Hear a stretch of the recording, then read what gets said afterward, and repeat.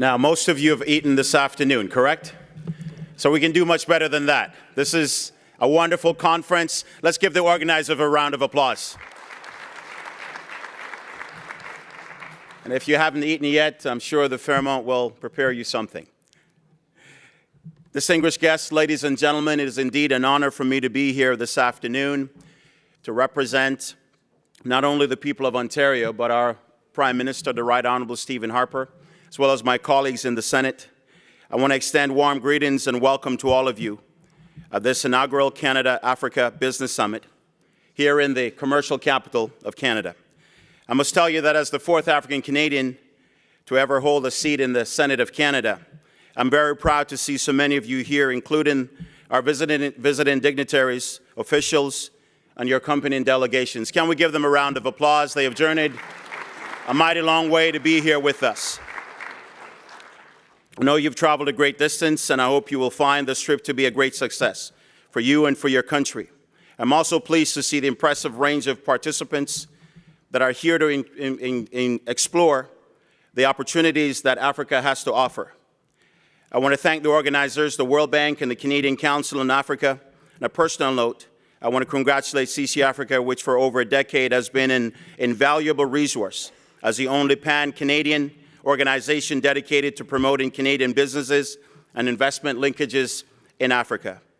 I'm told that there's going to be some 1,000 attendees at this summit, and let's give them a round of applause for the organizers, the volunteers, for making this conference a great success. Nola, your team has been doing an incredible job. This man here, stand up and take a bow.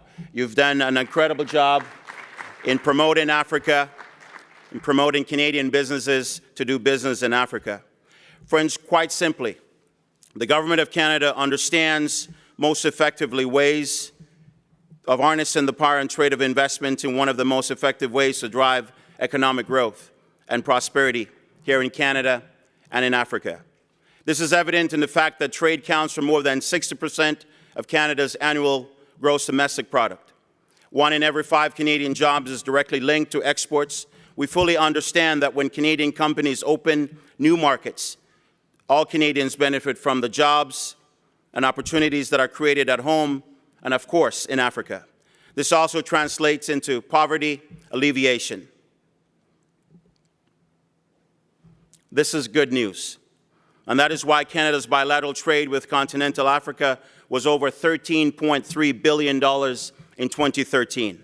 Furthermore, this International Monetary Fund expects Canada's economy to grow by 5.5% in 2015. So deeper trade and investment ties are in the best interest of Canada and African countries. That is why we're here today, ladies and gentlemen. And that is why my colleagues, the Honourable Ed Fass and Minister Paradis, will be joining the conference later on this week as we celebrate what Canada has to offer the world. And I will not go into their messaging, but we will tell you that they've got something positive to deliver at this summit. I must tell you that they've been extremely busy. I'm also proud of the fact they've been led many trade delegations to Africa. I had the privilege of joining Minister Fass this last year with 30 Canadian firms to Ghana and to Nigeria. And I'm telling you, for those business participants that are here this afternoon, Africa is open for business. There are some vast opportunities, there are some risks, but believe me, the benefits way outweigh the risks. So if you have any doubts in doing business in Africa, come and talk to Nola and I, right? And we will tell you straight up that there are opportunities there that you must take advantage of. We're proud that the steady progress that has been made with agreements in Benin and Tanzania and recently concluded agreements in Burkina Faso and the ongoing negotiations with Cameroon, Cote d'Ivoire, and Guinea, and Mali. So we are on this track. Canada's foreign policy with respect to Africa is on a fast track, and we want to ensure that Canadian firms are going with us on this journey. But friends, I must tell you that in all matters, Canada's affairs and activities are shaped and driven by the Canadian way. What does that mean? You see, unlike some other more notable countries seeking opportunities in Africa, Canada's brand of economic diplomacy, rooted in long-standing Canadian values. It is a responsible approach, much in line with our history of global compassion and caring. We're driven not only to seek out markets that hold the greatest commercial promise, but we are mindful of our capacity to make a positive impact on the quality of life for the inhabitants. Ultimately, our success is measured not only by the number of new Canadian companies beginning to do business in Africa, but by the number of the quality of jobs that our plan will create here in Canada and in the African countries. This is very important to me, as one who has spent a life trying to find ways to make a positive difference in the lives of our young people in Canada and around the world. I've often said this, ladies and gentlemen, that our young people are not just a percentage of our population, but they're 100% of our future. Can I say that again? That our young people are not just a percentage of our population, but they're 100% of our future. And your investment in Africa will create a brighter future for these young people. I thought I would get a round of applause for that. I'm not begging for anything. It's okay. This is important as to me. I've often, as I journeyed and traveled the world, our young people are near and dear to my heart. And so anytime I get a chance to speak about them, I'd like to do that. That is why I'm pleased that Ethiopia and Cameroon are our focus countries for this summit. Can we give them a round of applause again for making Canada a country of choice to do business with? Ethiopia has the second largest young population in Africa with a median age of 20. By 2017, the country expects to graduate over 100,000 more students from university each year, a primed and eager labor force. It is no secret that my Senate office door is open in Ottawa, always to support, to address the inequities and challenges across the African diaspora. And as such, I have had the opportunity to work with so many, including my Ethiopian friends, an ambassador who's doing an excellent job. Where is she? Can you please stand? You're doing an excellent job. And where is my Cameroon ambassador? He's right there. Let's give him a round of applause. Two stalwarts on the Hill that are doing a great job. They can cut me the checks later on. No, I mean, to my charity. That's right, CC Africa. That's the charity. That's exactly what I was looking for. It is also boasts attractive advantages in agriculture, agro-processing, leather, and leather products, textile and garments, mining and renewable energy, generation and transmission. And we know a little bit about that here in Canada. I'm also very optimistic about Cameroon with attractive opportunities in construction and infrastructure and mining and metals, oil and gas. And after more than 50 years of bilateral relations, Cameroon and Canada have moved from a donor-beneficiary relation to one of trade partners. Last year, Cameroon became Canada's #1 trading partner in Central Africa. That's quite an accomplishment. Canadian companies are primarily active in education, infrastructure, mining, and energy sector. Earlier this year, we were all very proud when in terms of just the protection agreement that was signed with Nigeria, and there are ongoing negotiations that are taking place. I understand from the minister that Cameroon has signed a letter of intent with respect to a FIPA agreement as well. And so great things are happening for Africa, and I'm so proud that Canada is participating. I believe that as Canadian firms begin to invest in Africa, this will create a meaningful and effective difference in the quality of life for the people of Africa, especially our youth. It is my hope over the next few days, our international friends will become more acquainted with the capabilities of our Canadian expertise, technology, know-how, project financing, and such, and that non-African participants here will be equally exposed to the valuable opportunities in emerging sectors in the African economy. As I said, I've journeyed with Mr. Fass just to Nigeria and Ghana alone, but I know that Tanzania was just here a few months ago as well. And there's some vast opportunities that I encourage Canadian firms to take advantage of, and making sure that our department is supportive of your initiatives in going into Africa. In conclusion, and this is where the pastor comes into me, and I know that some of you will be happy to hear this in conclusion, or as we say predominantly, I'm coming down. I conclude by saying I congratulate everyone here, the organizers, volunteers who have helped to put together this wonderful event. I also thank those volunteers that have made such a great difference. Let's give them a round of applause. A lot of them are volunteering their time to make this event a success. This is good for us. It brings us together and it helps us sustain our collective sense of responsibility to help build a better world. I wish everyone an enjoyable a memorable experience. I convey best wishes to our international dignitaries and all participants in the 2014 Canada-Africa Business Summit. Rest assured that I remain a steadfast partner for the greater African diaspora for many years to come. Thank you, and God bless you.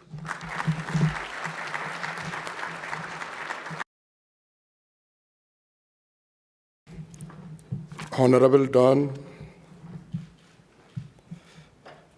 Your Excellencies, Honorable Ministers, distinguished ambassadors, invited guests, ladies and gentlemen. It is an honor and a privilege to be here this afternoon and make a few brief remarks at the opening of this very important Ethio-Canadian Business Forum. First of all, allow me, on behalf of the people and government of the Federal Democratic Republic of Ethiopia, and that of myself and my delegation, to express my gratitude and appreciation for the warm welcome and generous hospitality extended to me and to the Ethiopian delegation since our arrival. May I also take this opportunity to thank all members of the organizers, the organizing team, in particular to Canadian Council on Africa on the Canadian side, and the Ethiopian Embassy in Canada and WAFA Marketing and Promotion on the Ethiopian side, countries including Ethiopia. I'm delighted to note that this forum is organized at a time when Canadian investment to Ethiopia are beginning to show promising trend. This forum, I believe, indicates a strong desire to advance and broaden the relationship between Canada and Ethiopian business. I'm very pleased that the organizers chose to showcase Ethiopia as a country of focus. Excellencies, distinguished members of delegations. Ethiopia has registered an average annual high economic growth rate of 11% for the last 11 consecutive years. Its economy is the fifth largest in Africa and is one of the 10 fastest growing economies in the world. Indeed, I can honestly say Ethiopia's equitable and sustainable economic growth is one of the fastest, not only in Africa, but in fact in the world.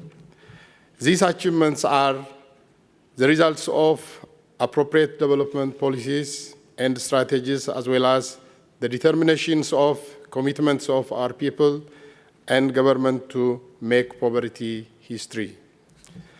Currently, the government of Ethiopia is in the process of implementing an overall 5-year strategic plan. We call it Growth and Transformation Plan, in short, GTP. The plan envisages a continuing economic development and a transformation of the country's agriculture-based economy into a manufacturing economy. Our industrial development strategy prioritizes textiles, lasers, agro-processing, and similar subsectors of the economy with high potential for value addition to the primary goods we produce. A central element of the plan is the provisions of affordable physical and economic infrastructure. We believe this can make a crucial contribution to economic growth, employment creation, social welfare, and the expansions of the industrial sector.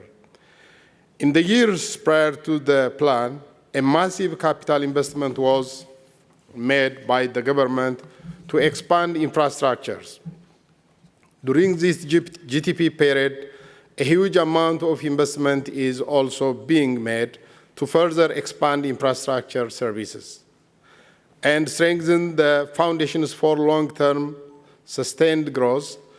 The second GTP phase, which will start in 2016, will further expand infrastructure development. One aspect of this is inert. The Grand Ethiopian Renaissance Dam, the largest hydroelectric power plant in Africa, as well as the seventh largest in the world, is a gravity dam on the Blue Nile River. It is expected to produce 6,000 megawatts starting in 2016. The power to be produced by this and a number of other hydropowers will be utilized locally and as well as being sold to neighboring countries. Ethiopia has a population of about 90 million. It has relatively cheaper and easily trainable labor forces, cheap energy, and abundant fertile arable land, as well as a fast-growing economy. All this presents an unbeatable opportunity for foreign investment and businesses. It is therefore highly attractive to investors around the world, including Canadian investors. There has been an increasing engagement of Canadian companies in Ethiopia. I believe we have 112 Canadian investors operating in Ethiopia today, of whom a number of have started operations, including, for example, Alana Potash. We hope this forum and subsequent promotional activities will encourage and facilitate more investment in Ethiopia. We think it will be worth your while.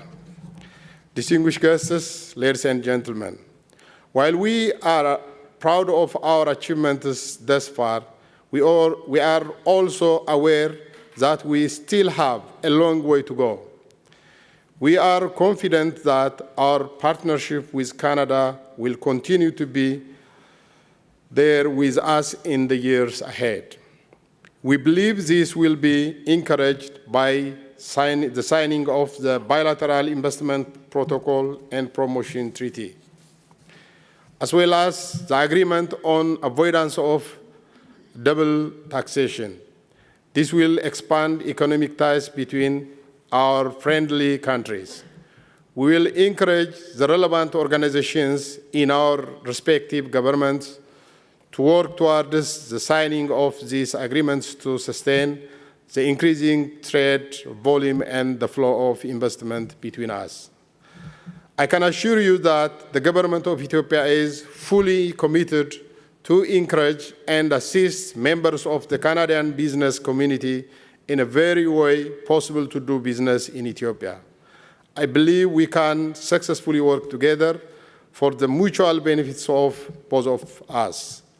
In conclusion, may I reiterate my invitation to you all to come to Ethiopia and Africa, join in our development efforts. I believe this forum can and will make a great contribution for our joint interests. Allow me to wish you a useful and productive deliberation. I thank you very much.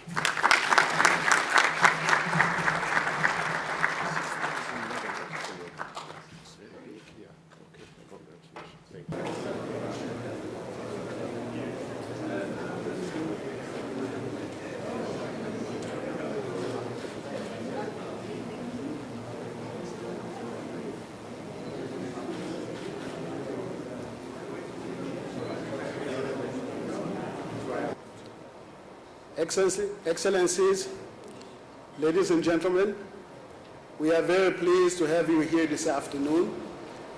This is going to be focused only on Ethiopia. We are going to take Ethiopian airline this afternoon, and it's going to be in a second. We'll be landing already in Ethiopia. For those of you that are not aware, Ethiopia is just a day away. You can wake up in the morning here, you get in a flight, and then in the afternoon you are already in the evening, you are already in Ethiopia. So Ethiopia is no longer what we used to think Africa, you have to take a boat, you know, or you take a flight, you go spend 5 hours in Europe or whatever before you get to Ethiopia. So this is good news. As a matter of fact, you can do this 3 times a week. Better even. if you have not taken a Dreamliner, the new aircraft, Ethiopia Airlines purchased 10 of those. So you can fly nicely from here. As you wake up, you are in Ethiopia, you do your business. Next day, you jump in a flight, you come back here. This is going to New York or Washington, D.C. So this afternoon, you are going to hear in length the discussion, the presentation on Ethiopia, the potential that exists. And what I would like to tell you before I leave here, that we want to take a group of Canadians to go to see that country. When you leave to go to Addis Ababa, you don't need malaria pill, just to let you know. So don't go and talk to your clinic, can I have shots before I go there? You don't need that, because you won't be bitten by malaria. Beautiful climate, and by the way, if you want to eat everything organic, that's the place you want to eat that. I would like to call here Mr. Taye, Ambassador Taye. He is the Director General of Americas with the Ministry of Foreign Affairs of Ethiopia, and he is the one that is going to be chairing this session this afternoon. Ambassador Taye.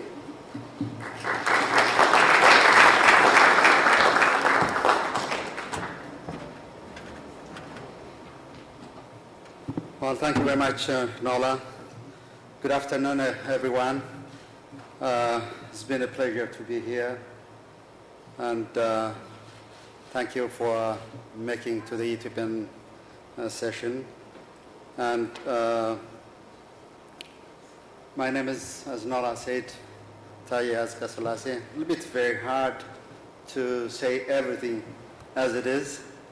And he can call me Ambassador Taye. I'm Director General for the Americas at the Ministry of Foreign Affairs in Addis Ababa.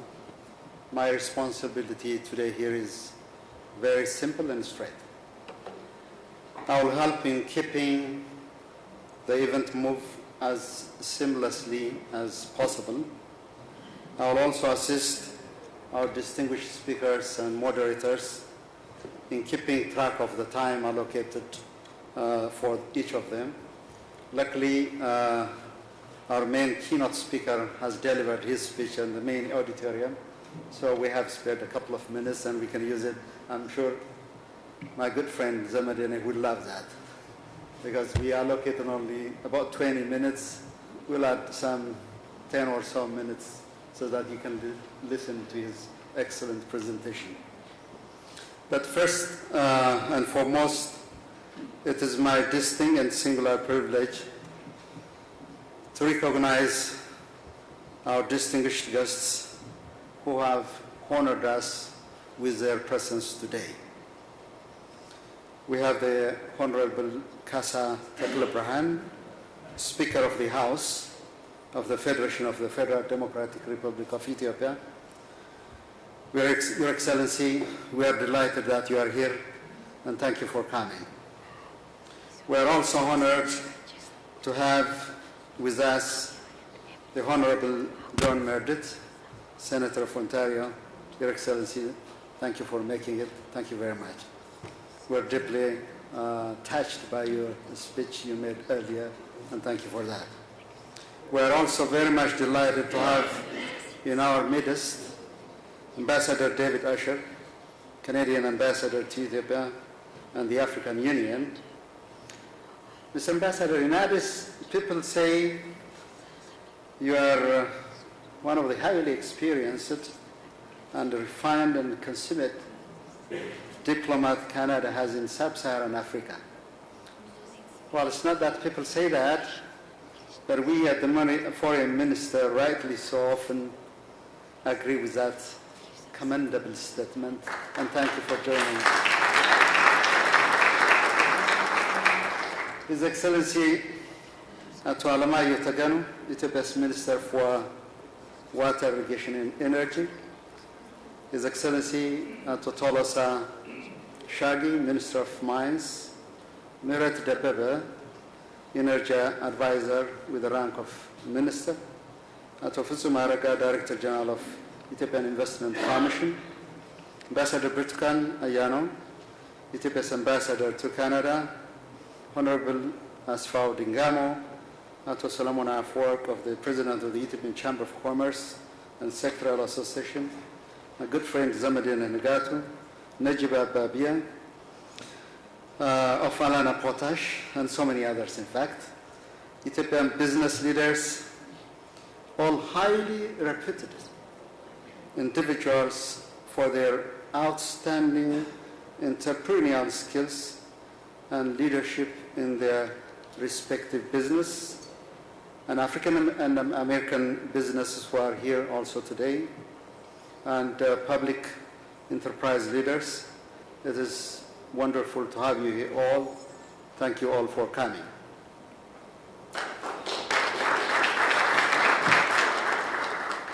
Before we move on, I would like to recognize two individuals, probably three individuals, passionate and dedicated Canadians who have committed their professional life for the promotion of business and investment between the countries of Africa and Canada. Mr. Jean Gauter, who was emceeing earlier, President and CEO of CCA, Mr. Benoit Lassalle, Chairman of the Board of Directors of CCA, and Mr. Nola Kianza, Founder and Director of Canadian Council on Africa. Thank you, all of you, for helping in organizing this event, perhaps the first of its kind in Canada, and thank you for that. Now, I'll proceed to the program. We have sort of two kinds of program. The first one is that I'll invite our distinguished guests to make remarks, and then right after the end of the remarks, we will convene a kind of a panel discussion where we'll bring some of our outstanding experts who are already doing business or help doing business in Ethiopia, and are also Ethiopian government officials. This would give us an ample opportunity to listen from them and appreciate them, the way they make cases for you guys to make or do business in Ethiopia. It is my distinct pleasure and privilege to call upon His Excellency Ambassador David Asher to give your welcoming remarks. Ambassador David.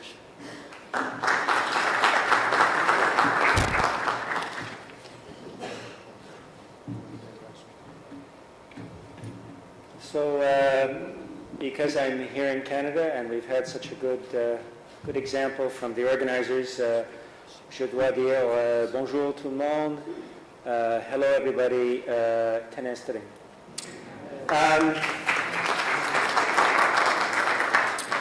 So we all know that in Africa, protocol is very important, so let me begin with my greetings.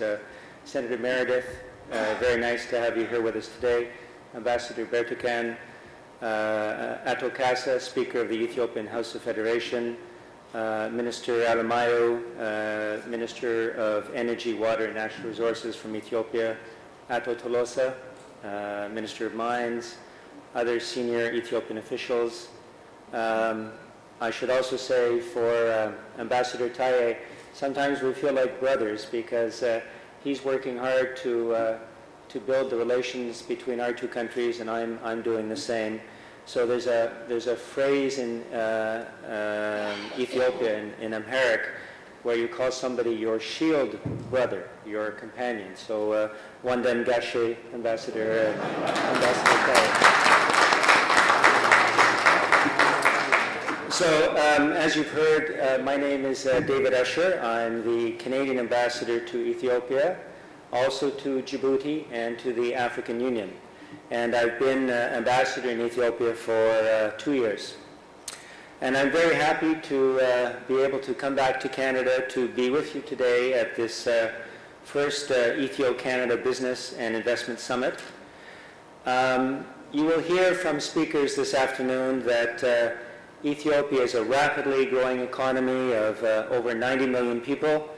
And while it is a developing country by Canadian standards, there are market opportunities for Canadian companies.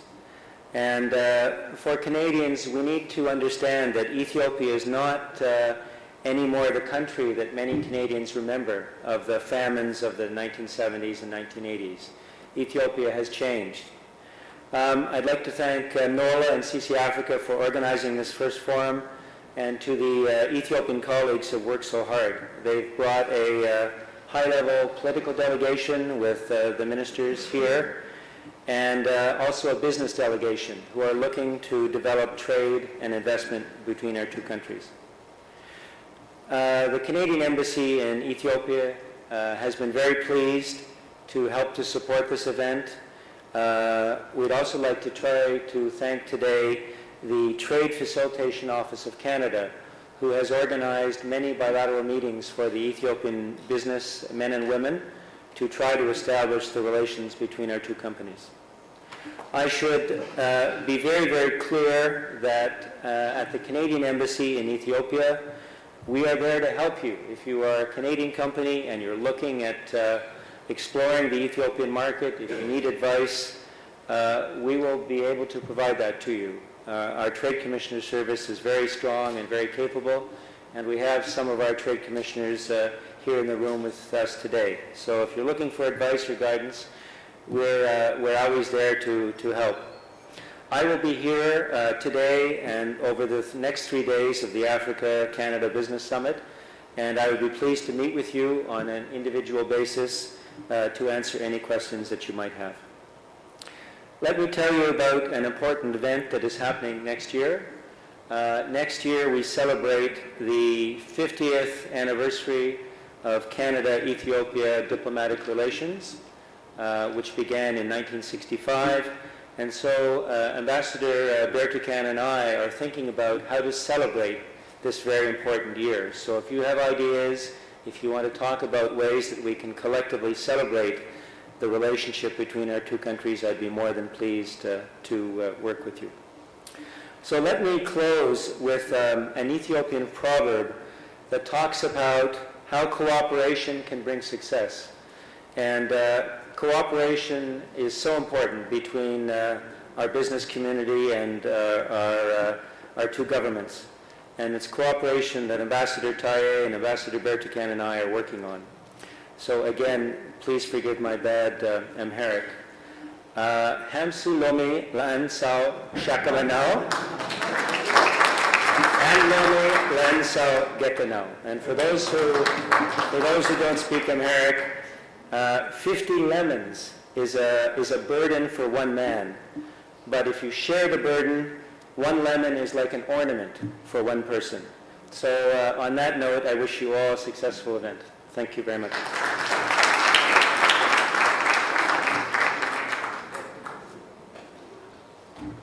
Thank you very much, Ambassador. Before I call upon the next speaker, I would like to recognize the Nigerian High Commissioner to Canada, His Excellency Ambassador Merawaki. Thank you for coming. We appreciate that. I would like also to recognize my good friend Philip Becker from the Canadian Foreign Ministry. He's a Director General for the Africa. Thank you for coming as well. Thank you. Our next speaker is our Ambassador Bertukan Ayano, Ethiopia's Ambassador to Canada. Mr. Ambassador, the floor is yours. Madam Ambassador.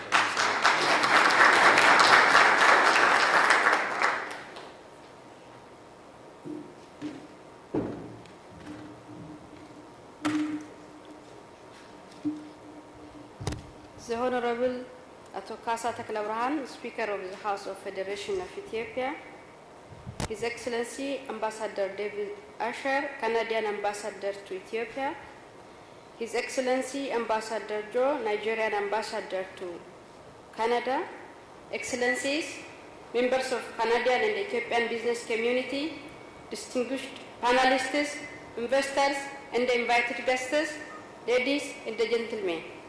First of all, I would like to welcome you all and thank you for taking part in the first ever Ethiopian Business and Investment Forum in Canada. I would like to take this opportunity to thank the organizers of this session for organizing this important event and for inviting Canadian business to take a close look at the promising business and investment opportunities in Africa in general and that of Ethiopia in particular.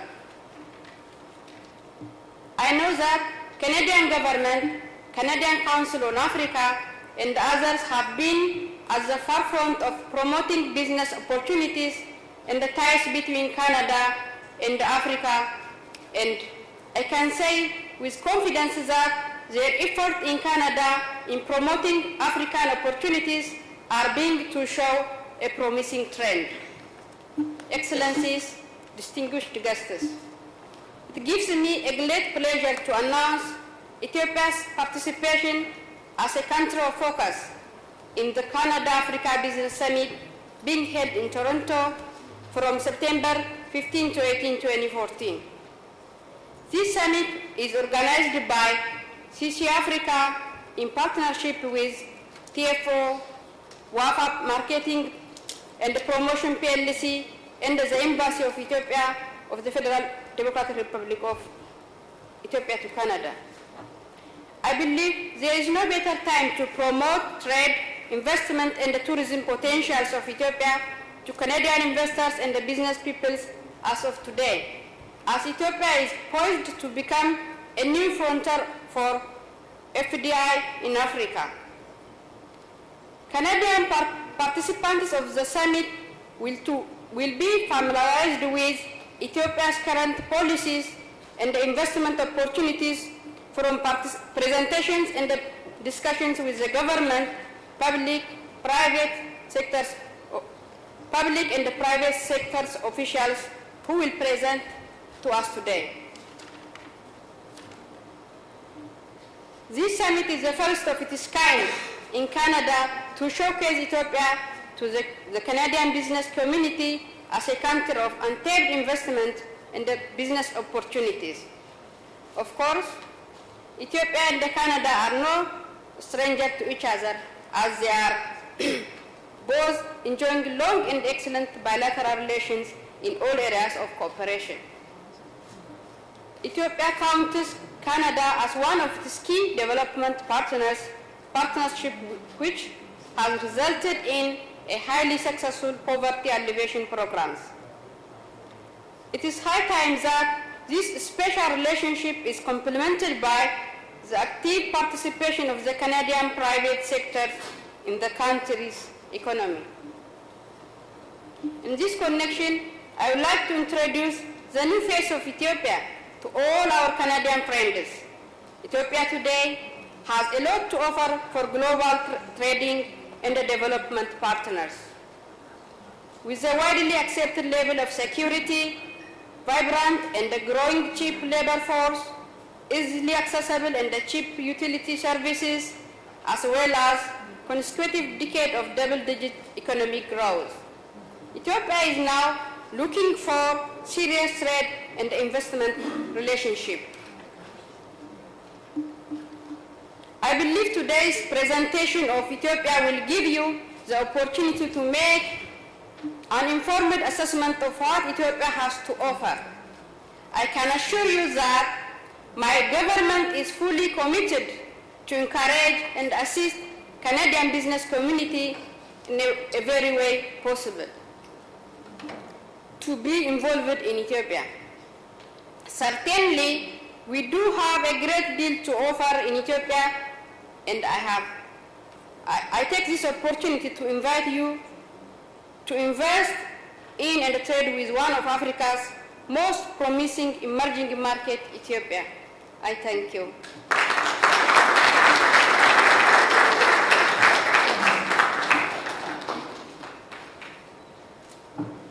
Ambassador Burtukan, thank you very much. Thank you. We appreciate that.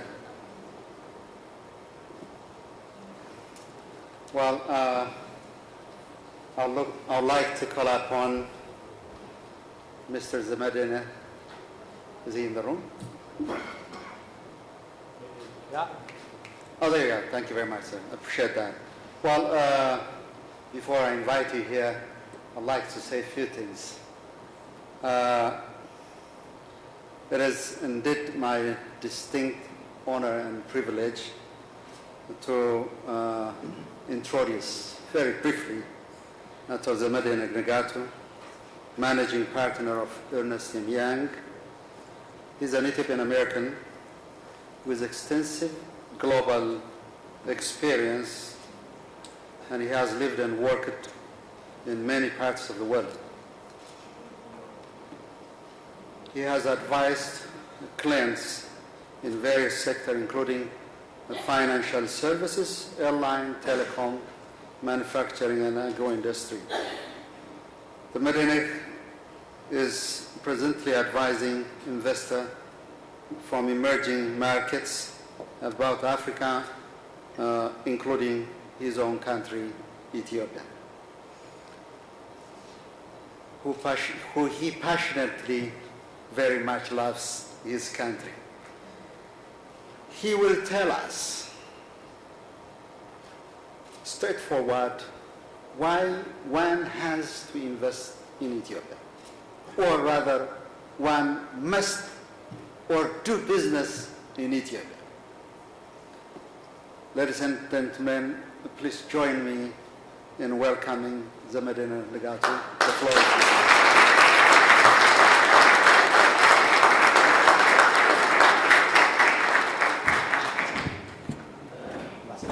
Thank you. Appreciate it.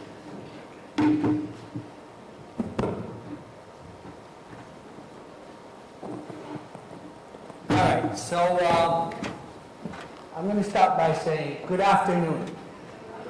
No, you can do better than that. So let's start again. Good afternoon. Haven't you had Ethiopian coffee? No? Okay, where's the security, please, huh? Deport these people back to where they came from.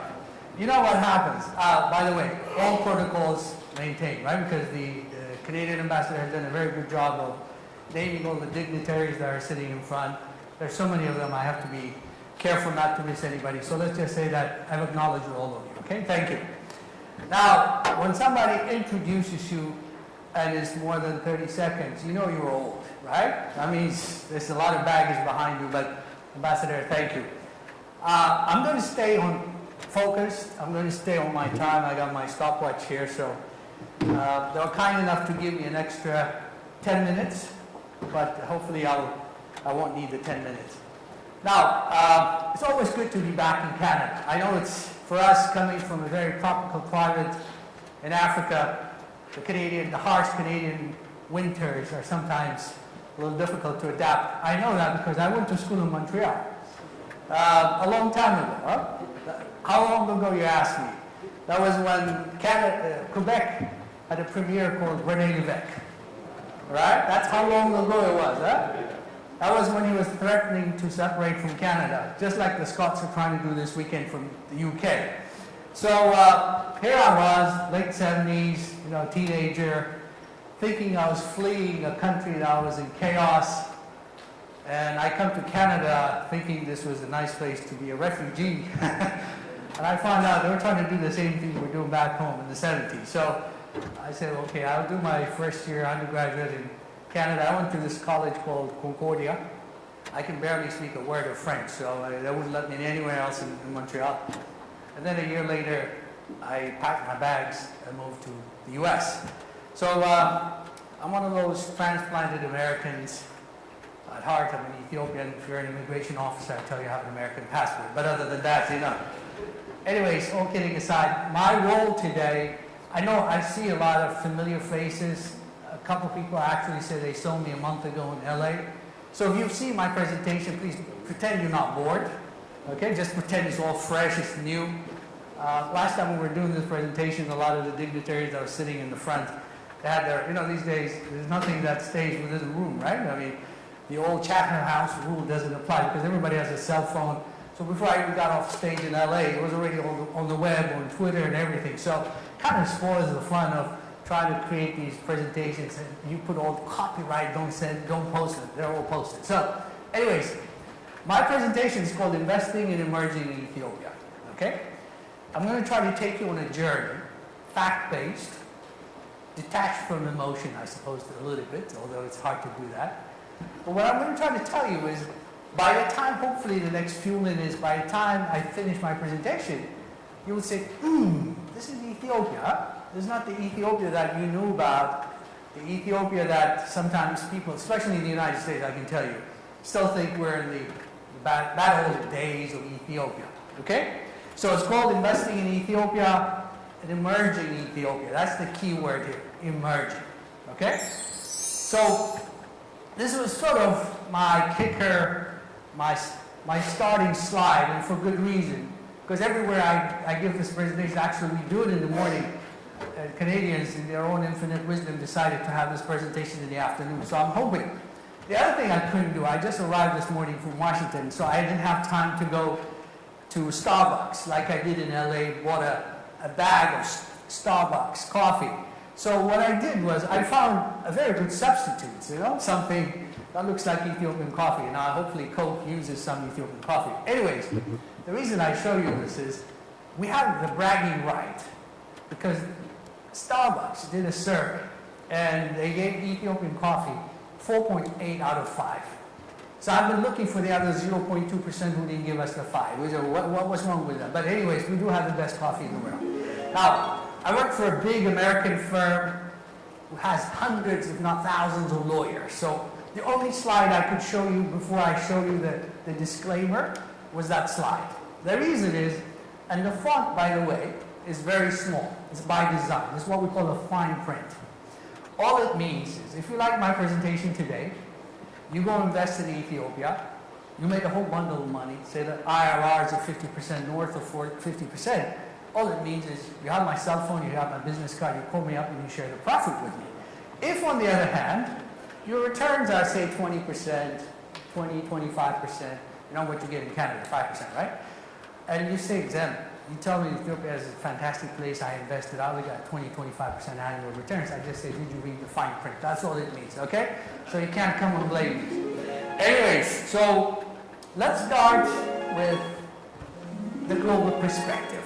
Now, there's no way we can talk about Ethiopia, we can talk about Africa without getting an understanding of where the world is.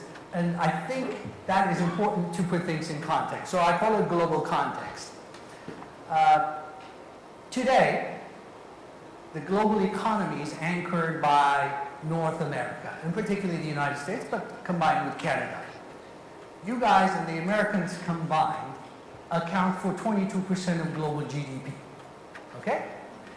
Now, what you need to keep in mind is, if the global trend that we see continues as is, in the next 30 years, North America's importance to the global economy will only be half as much. It drops from 22% to 11%. It doesn't mean that you're all going to the poorhouse. No, not at all. Well, in the case of the Americans, when I showed them the slide, they were saying, does this mean I have to sell my SUV? Does it mean I have to drive a 4-cylinder car as opposed to the 8-cylinder gas guzzler? No. All it means is the relative importance of North America to the global economy will be not as important as it is today. So what gives? Something has to give, right?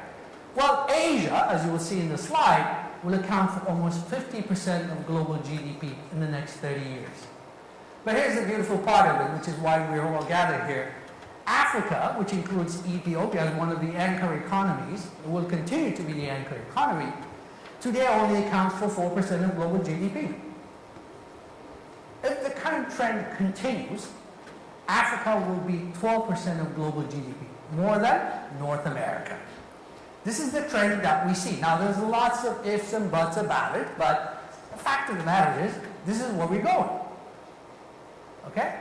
So, if this is the trend, then we have to start thinking about what we do as investors. Now, we know we have a lot of data. I'm not going to bore you with all the details, but if you look at, for example, China's trade with Africa, because as I said, 50% of global GDP in the next 30 years will be accounted for by Asia, anchored by China.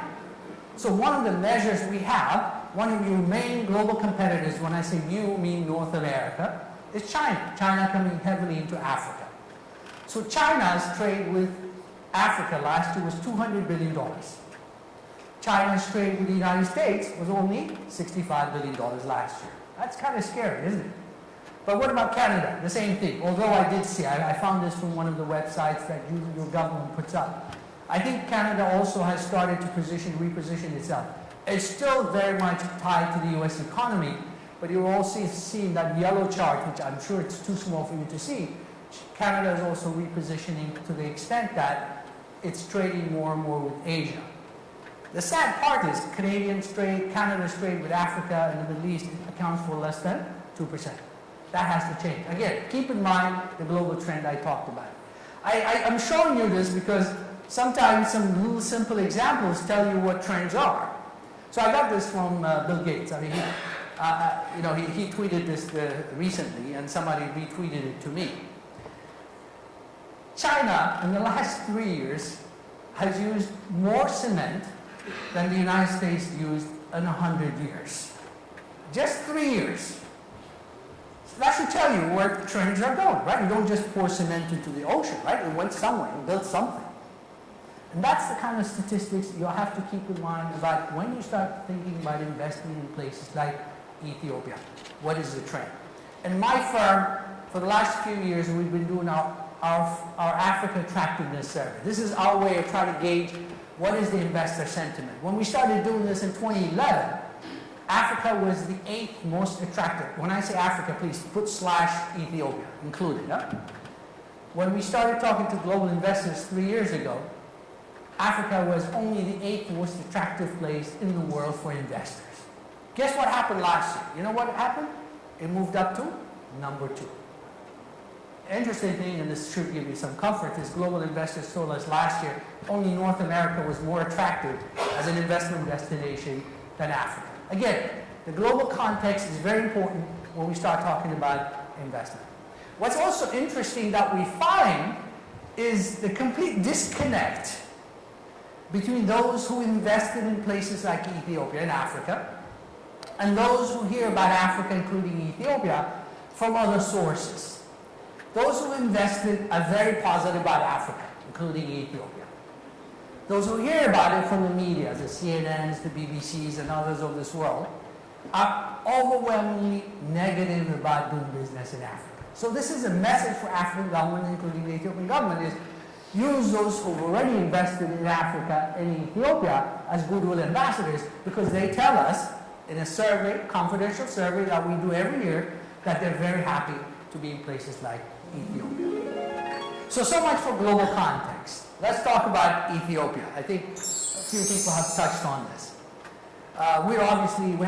You see, one of the things I'm very honest about is we can't compete with you on your GDP size, right?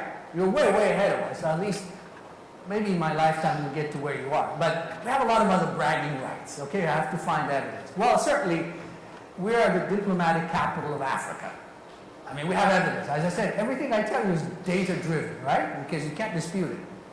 We are definitely, by far, the diplomatic capital as measured by the number. I mean, the Canadian ambassador, I think, is a good testament to that. I mean, he runs into a lot of ambassadors and adders, right? I mean, he actually rattled off 3 positions that he has, one of them being the Canadian ambassador to the African Union. Look at these numbers. Only Brussels and Washington, D.C. have more diplomatic posts anywhere in the world than Addis Ababa, which is that beautiful building, by the way, you see that is the headquarters of the African Union. You remember earlier, I was trying to say, look at the global context. How many people know who built that? Obviously, it's our land, it's our place and all, but it was a gift to Africa. Not from, I hate to say from the Americans, not from the Canadians, but it starts with the C. You know who financed that, right? Yes, this is a very learned audience. I like this. Built by the Chinese. A $200 million gift to Africa. Okay? There's a good reason why they built it, of course, right?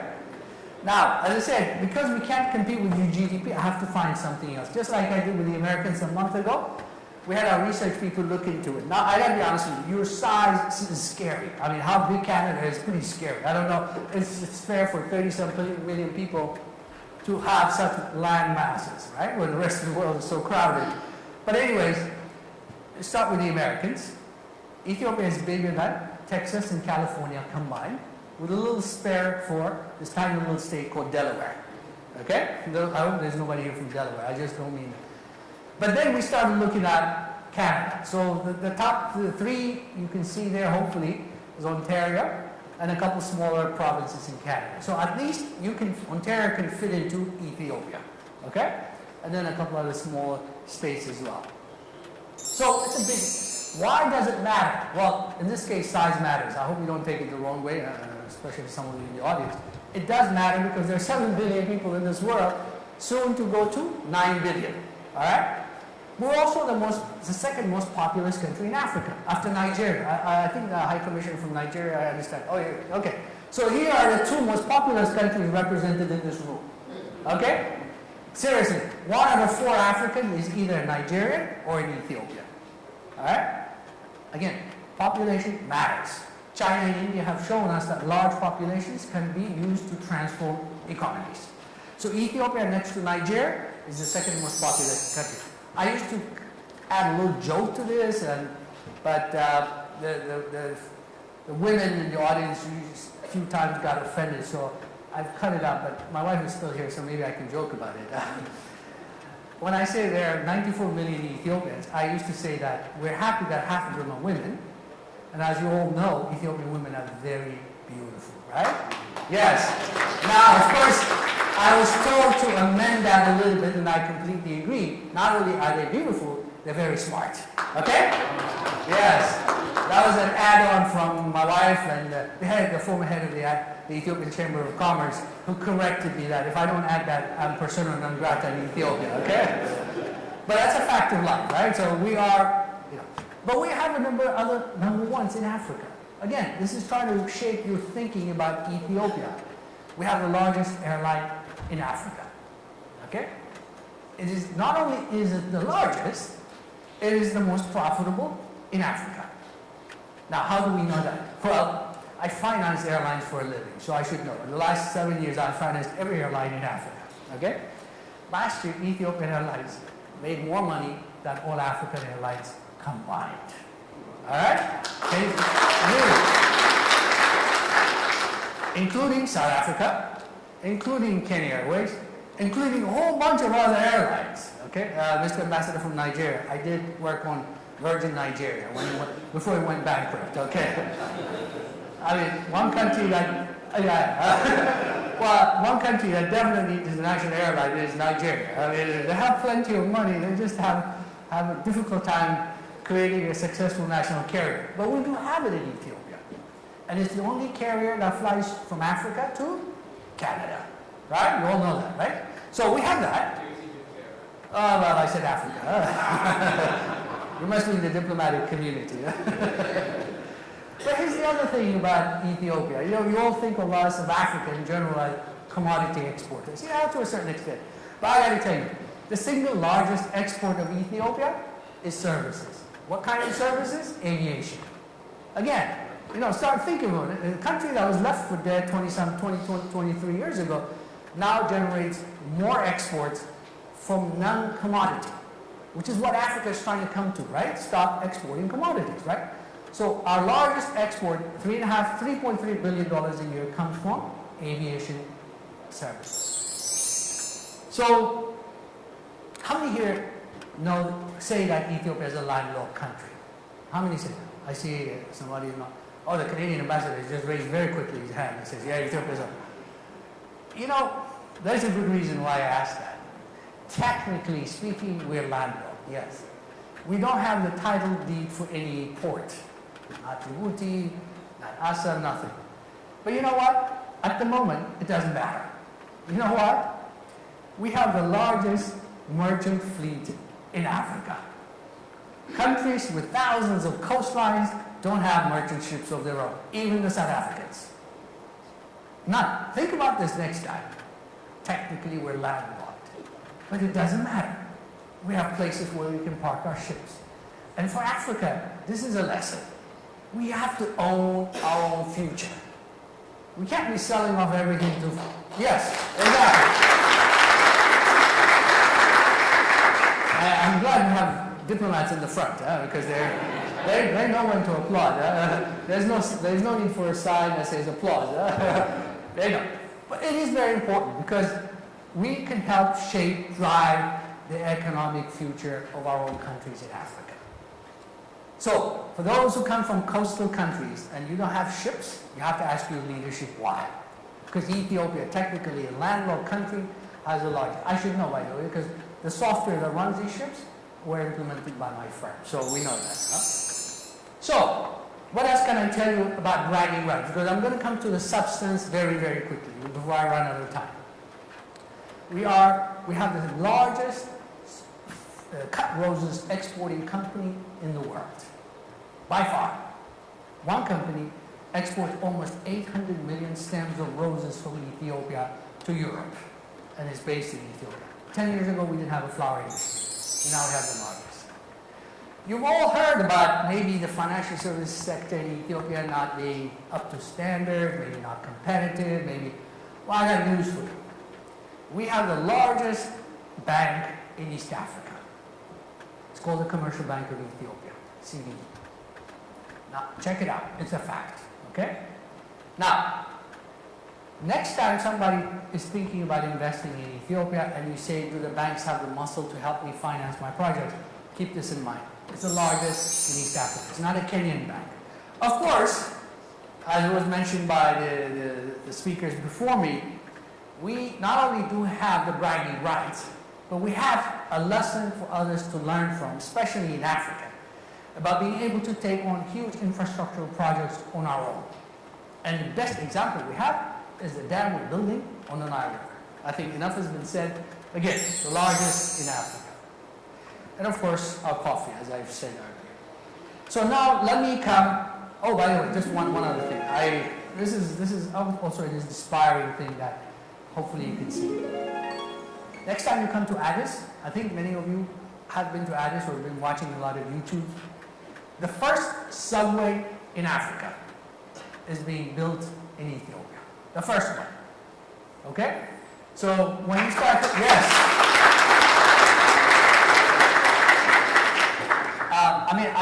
I gotta be honest with you. One of the cities that needs a subway is Lagos, right, Mr. Ambassador? The reason I showed you actually this because also it's an inspiring story. When you have the vision and the determination and you can see things ahead of time, you're building an urban center, the first thing you have to start thinking is how do you get people around? And I think this is a good lesson. It's built by the Chinese but financed 100% by the Ethiopians. Okay, Ethiopian money. So now, very, very, very quickly. How many here watch, I know that we're in Canada, so I have to be careful. Does anybody watch American television here in Canada? Inundated by it, but you do watch it. Do you ever watch Dave Letterman? Does anybody watch Dave Letterman? You do? Oh, good, this is a fantastic crowd, huh? I love Dave Letterman. Even in Ethiopia, we watch him on Saturdays, huh? You know, he has the best part for me of Dave Letterman's late night show is the top 10 reasons, right? He just, yeah. Well, I've copied it. I hope he doesn't mind. I just call it top 10 reasons why Canada should invest in Ethiopia. Okay? So let's walk through it very quickly. This is a little slide. We're trying to be creative, and I'll skip to that. First, reason number one. Okay? The number one reason why you should invest in Ethiopia is the economy. What do I mean? Well, again, I'm trying to dismantle any notion we had of Ethiopia from the 80s and 70s. Today, we have the fourth largest economy in sub-Saharan Africa. Okay? Fourth largest. I'm glad to say not only is Nigeria the most populous country in Africa, but it also has the biggest economy in Africa. So only Nigeria, South Africa, and Angola have bigger GDP than Ethiopia. 10 years ago, we couldn't even find us on an Excel spreadsheet. Okay? Today, we have the fourth biggest economy in Africa, sub-Saharan Africa. We've been the fastest growing over the last 10 years, compared even to the other comparative countries. What we've done, though, is, what does it mean? Okay? For investors, history is sort of a reference point. Like me, I'm an investment banker. I do transactions. I'm the one who convinces investors to part with their cash to put it in places like Ethiopia, right? One of the things we tell them is stories going forward. So by our account, in the next 2.5 years, Ethiopia will top Angola to become the third biggest economy in Africa. Okay? From nowhere to the third largest economy in a span of less than 15 years. That's what has happened. Okay?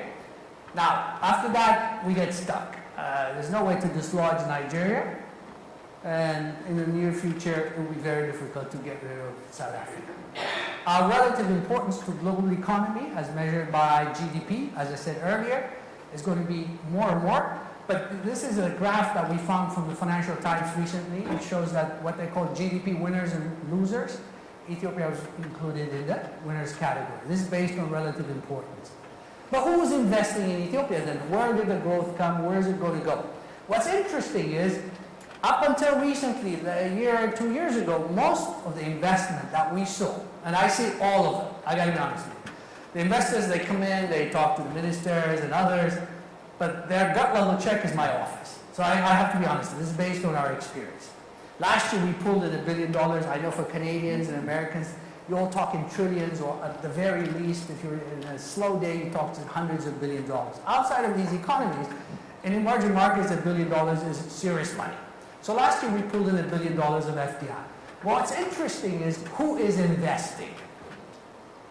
It's not Western investors, at least until a couple of years ago. It's mostly from the newly emerging economies, Chinese, Turkish, Middle East investors. But what we are encouraged by, though, is the trend shows that more and more Western investors are coming. Okay? Now, one of the lessons I learned, I've been doing this business for about 27 years. Okay? In economies, if they want to sustain their growth, they have to be broad-based. They have to be inclusive. And I spent many years in Brazil, working in Brazil, and before that I worked in Argentina. Certainly from my experience in Brazil, and these days, the last few years in emerging markets, what I learned is, if it's not inclusive, you could have the Arab Spring come to Africa. Okay? So how do we measure that? Well, listen, one way of measuring inclusiveness is poverty coming down. Africa was notorious for having very disproportionate growth. Well, in the 90s, it was 60% in Africa. And as you'll see in the graph, we're forecasting that by next year will be down to 38%. However, you'll see that Ethiopia has reduced, or will continue to reduce poverty to such an extent that by this time next year, it will be 22%. 16% lower than the African average. Again, a good measure that hopefully, if they continue, the leadership continues its focus as it's done, the growth will be sustainable. But we also, to me, many of us had this fantastic opportunity. I stand here before you because I had a great opportunity to be educated here in the US and in Ethiopia. Education is the best leveler of opportunity. And what has happened in Ethiopia, it's just simply measuring, for example, by the number of universities and colleges, you would see that 15 years ago, there were only 2 universities, public universities in Ethiopia. Today, there are 32. Okay? And it's continuing to grow. Yes. That is, to me, one of the best ways to reduce poverty, to enhance people's opportunities for growth. Again, remember, balanced growth is key. So what I did then is, a month ago, a little over 5-6 weeks ago, the gentleman you see in the middle, the only white guy in the photograph, right? You all recognize his face, right? Does anybody recognize him? That's Bill Gates. You know Bill Gates dropped out from college. He never got a college degree, right? You are aware of it. Well, I was honored to be sitting in the front when he got his degree. Well, you'll see a couple of people here in the room were there as well. Finally, you know where Bill Gates got his education, his degree? In Ethiopia, okay? And he actually stood on stage and he said now his dad is going to be very proud of him because he finally got his degree, okay? So, just as a lighter moment, I thought I would add that, but education has been certainly transformational, would be transformational for Ethiopia going forward. But the other thing is, I don't know how it is in Canada, but I can tell you at the moment in the United States, we have a lot of debates about something called income inequality, right? I happen to be leaning Democrat, okay? I don't think I could ever vote for a Republican, but we'll see. Now, the Democrats have been champions, in quotation, of income equality in America, and the Republicans seem to be on the other side. The fact of the matter is, Ethiopia is according to this study by the UN, using something called the Gini coefficient, is one of the more equal societies in the world. Here, the greener the better, the red the scarier. Now you can see even the United States is becoming more and more unequal, right? You heard that 1% term that we use in America, or now it's called 0.011. We cannot have countries continue on a sustainable growth pattern unless we address the issues of income inequality. And according to this measurement, Ethiopia is one of the more equal societies. The challenge for the leadership, the ones who are sitting here backing at us, is how do they maintain that? How do they sustain that? As it becomes bigger, more affluent, as people start accumulating wealth, how do you make sure that cohesiveness? And this is related to the investors. You want to go into countries that, so far they've done a very good job as measured by some of these things. Okay? Now, you all heard of Standard & Poor's, Moody's, and Fitch, right? Well, all that hard work Ethiopia has done over the last 10 years has just been translated by these 3 global credit rating agencies, and they've given Ethiopia a B. What does that mean? Now, Canada and US and others all A. We're not competing with you. We're an emerging economy. All it means is countries that were the favorite destinations for investors, like Kenya, have the same credit rating as Ethiopia. Okay? And we just got started. So this is, again, a report card, so to speak, from the credit. So if you are an investor, you can just, Standard & Poor's, Moody's, and Fitch told me it's comparable to investing in Kenya and other countries that used to be the establishment in the federal. Demographic advantage, number 2. You see this triangular setup that we have. The red is like anything else, The red is women, the blue is the men. We have an extremely young population. Very young. Median age is 20. Okay? Similar graph for the developed world. It's inverted. You have an aging population being supported by fewer and fewer people coming into the workforce. In Ethiopia, it's just the reverse. Again, if you're thinking about it. But one of my favorite graphs, as far as the transformation of Ethiopia, is this one here. This is the one that talks about average life expectancy. You'll see here, in Ethiopia, it's 63. I didn't make this up. In South Africa, you'll see it's 56. The richest country on a per capita basis in Africa is South Africa. Apparently, the average South African dies 7 years quicker than the average Ethiopian. That's what it means. Okay? Now, you'll see also, I was going to point some, well, the same thing for Nigeria, by the way.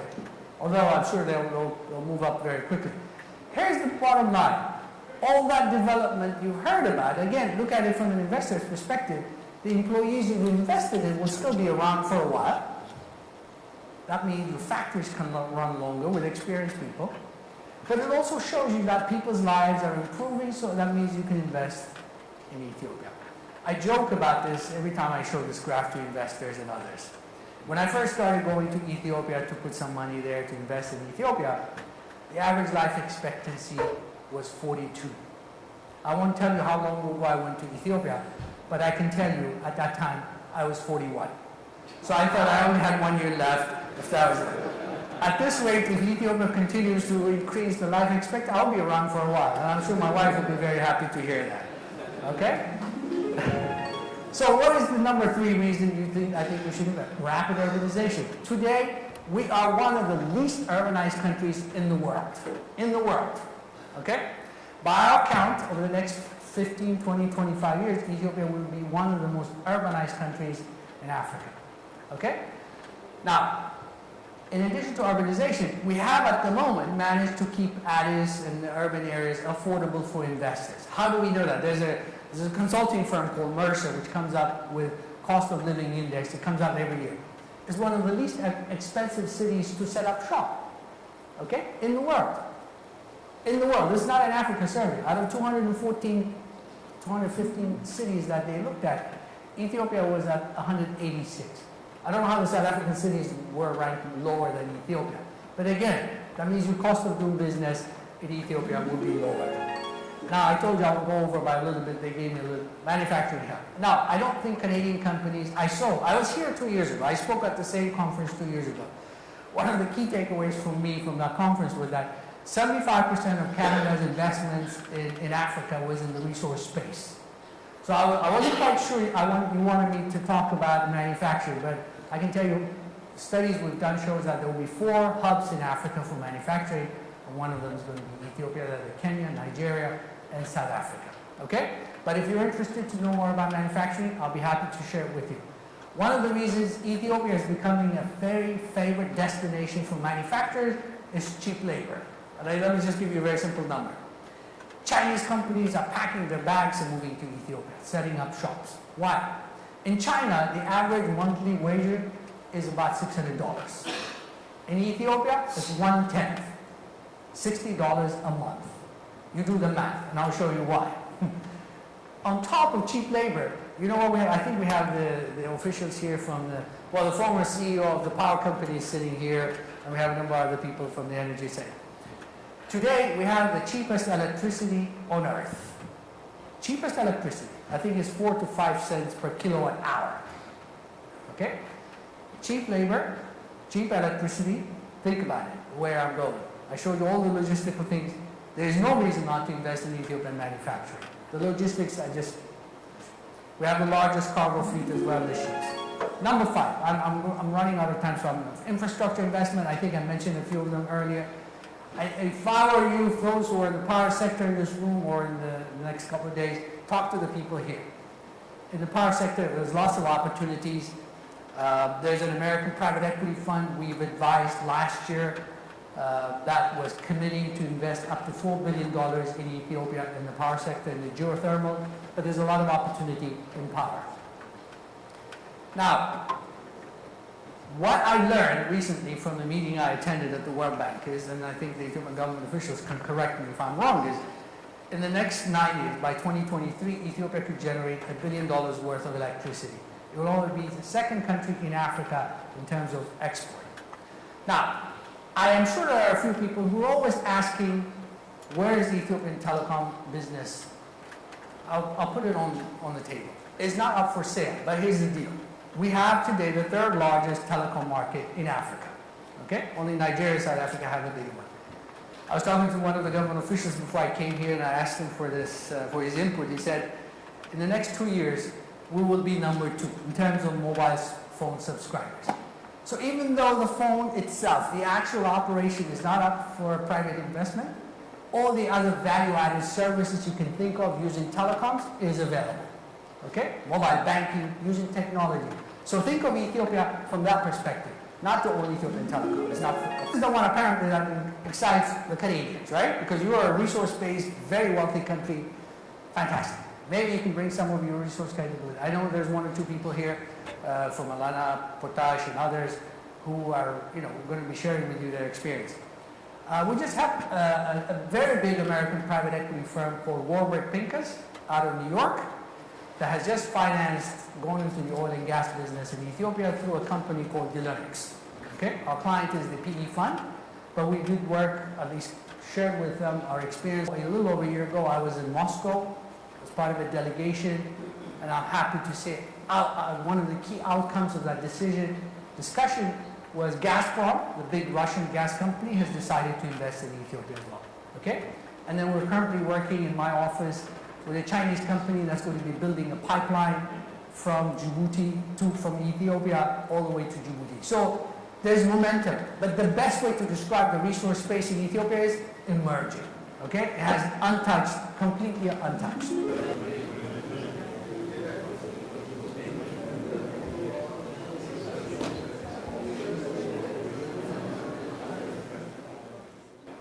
Our physicians are hands-on trained physicians that we recruited from Dominican Republic, all Ethiopians. Our success model is continuing medical education, hands-on training, sanitary and customer service, and we're meeting that standard as we move on. And a lot of regional countries are asking us for similar business opportunities to go. And then as we speak, we have a plan within the city to have 2 satellite clinics so that we can more effectively utilize and get it going. So it's a place where you can do an earth moving like Nigeria is doing, And it could be a place to a millimeter organ surgeries that you can do, and it's open and available, and we're happy and grateful to see that movement has come to Africa. And as I say, the distance and the time difference is handy. It's not a barrier. I can do my business talk while I'm driving to work in the morning, and then before I go to work. So the distance is also an added point, which someone can put that in the future slide. It's very handy, and I thank you, and it is very the go places to do anything at the current point in time.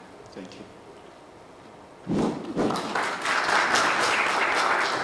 Thank you so much. It's not only an eye clinic. They are also discharging the social responsibility and really standard better than European without exaggeration, the level of Canadian standard. So this is one good example. So let me pass to my colleague. Andrew. Thank you.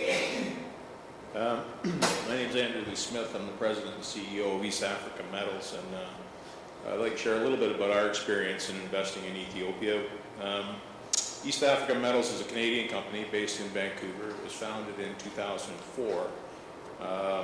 It's been actively working in Africa since 2005 and in Ethiopia since 2010. Through the process of, and we're an exploration company. It's an important distinction. We're not a mining company. The distinction is that exploration companies don't make any money. We don't have any revenue. We don't have any cash flow. We do our business by taking risks and working in very risky environments to make mineral discoveries. And the way that we do that is we raise money principally in North America, but also in Europe, from retail investors, institutional investors, and banks.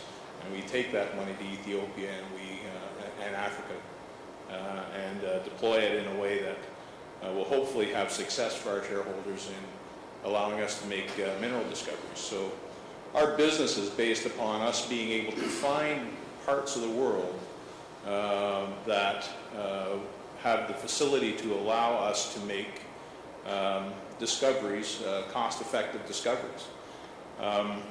Through the process and through working in Tanzania, where we had some success, we gained some Chinese partners, and it was them that originally pointed out Ethiopia to us. They've been working there since 2003. And while they were having some success, they were struggling to raise private equity out of Beijing, and more importantly, struggling to get it out of the country in a timely manner that would allow them to advance.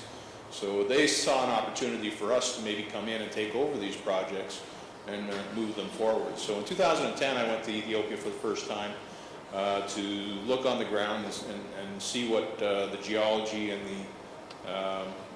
the mineral exposures and prospects promised with respect to our business plan, and to meet some people and to get to know the government and generally get a first impression of Ethiopia.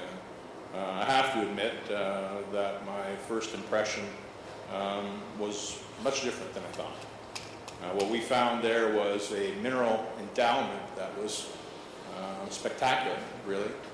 We found an emerging exploration jurisdiction that held great promise. We found also an emerging administrative situation, an emerging mining sector that was in its earliest stages, but nonetheless had great promise for the future. So we were sold pretty quickly on the trade-off, the risk of an emerging jurisdiction, which are new and lacking precedent and lacking depth with respect to administrative issues and legal precedents. But on the other hand, the trade-off that we saw is that we had a geological opportunity that was exactly the sort of thing that we are looking for. Just to give you a brief example here, we've gone on to have some success in Ethiopia, but one of the statistics that would clearly identify Ethiopia as an emerging exploration environment is one of the things that we do to find a mineral deposit is we drill holes. And in Canada, mature mining environment, you look at the number of holes the number of holes that it takes to make a discovery. There's been some famous discoveries around here in the last decade to 15 years. Eskay Creek, the discovery hole was 119. The Hemlo deposit, the discovery hole was number hole 132, I believe. And the discovery hole at the Luvigur deposit was hole number 40. The discovery hole in Ethiopia was hole number 3.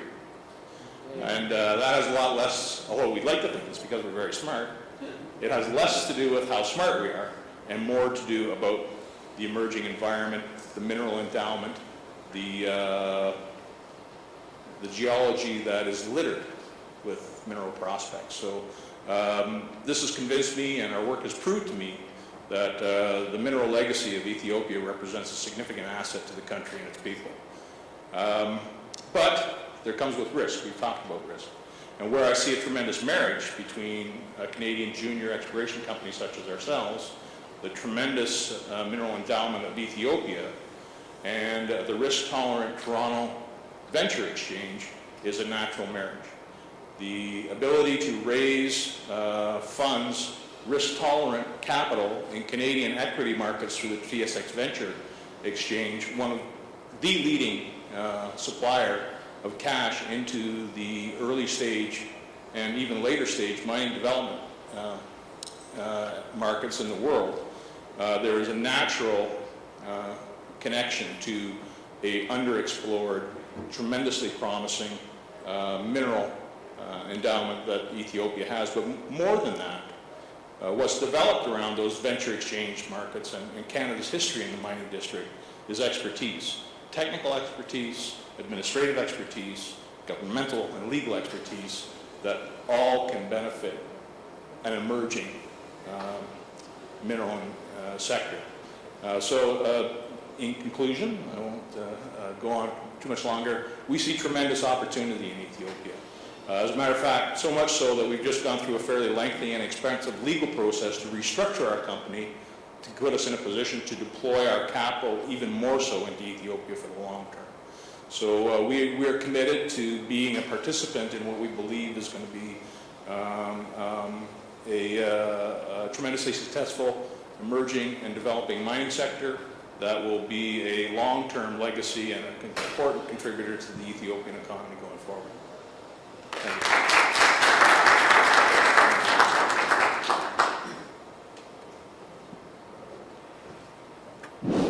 Despite the process he expressed, the challenges and opportunities this long time, he expressed his passion by saying, geology is exciting, engineering is boring. So with this, let me go to Mr. Anwar. Thank you very much, Mr. Moderator. I am here to invite you to invest in energy sector. Some years ago, I used to promote the mining sector, and those who are as the left side of me are they are the result of the promotion that we have done earlier. I think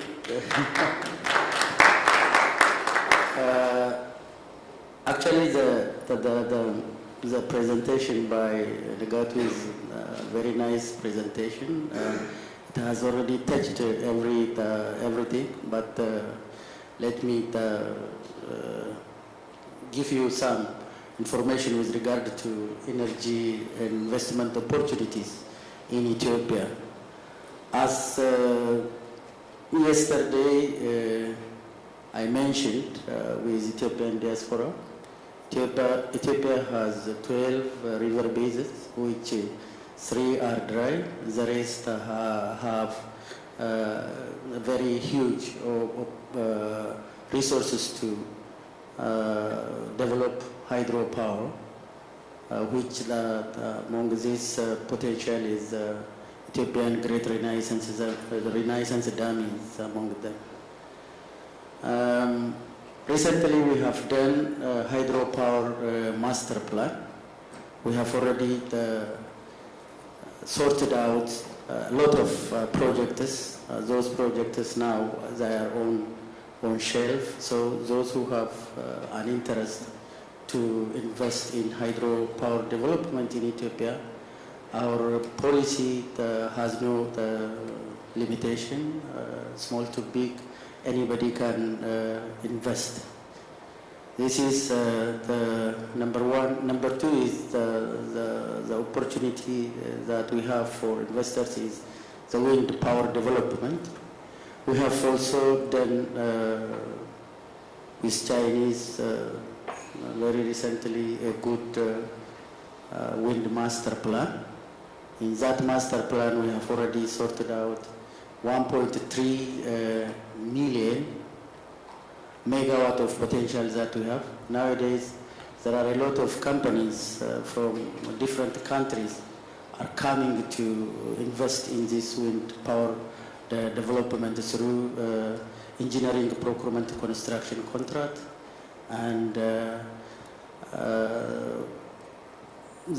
other means of investing in this area is also you construct, operated through power purchase negotiation. You can sell to Ethiopian national grid.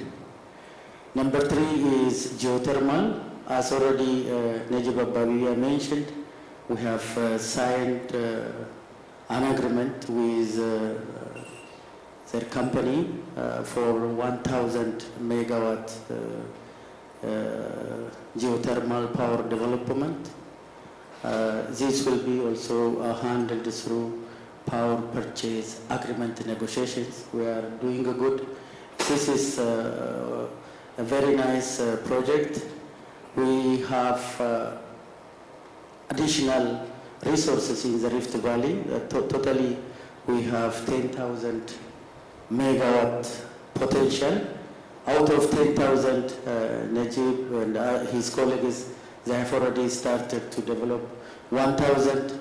9,000 geothermal is remaining for you. The other is solar. We are doing good in solar.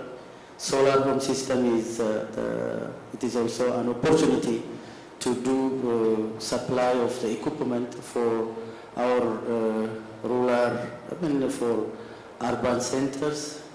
The solar lanterns also is the other area of the opportunity to supply into the country. There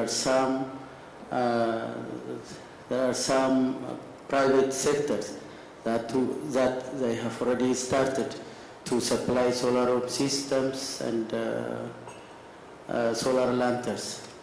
The other opportunity to invest in Ethiopia is waste to energy development. We have a lot of big towns and one city that is Addis Ababa. In Addis Ababa, we have already started 50 megawatt waste to energy development. Some of the maybe Ethiopians maybe know the Koshe area. We have already started energy development from waste in Koshe area. There are other opportunities to invest in waste to energy from other Ethiopian towns. This is also one good opportunity to invest in energy sector. The other opportunity to invest in energy is biofuel development. We have sorted out 3.2 million hectares of land for biofuel development. This is a very big opportunity to invest in biofuel. Our policy allows for anybody, whether foreign or local. We don't have any differences. So this is also another investment opportunities in Ethiopia. There are also an opportunity to compete for infrastructure development, power generation, transmission, and energy efficiency development.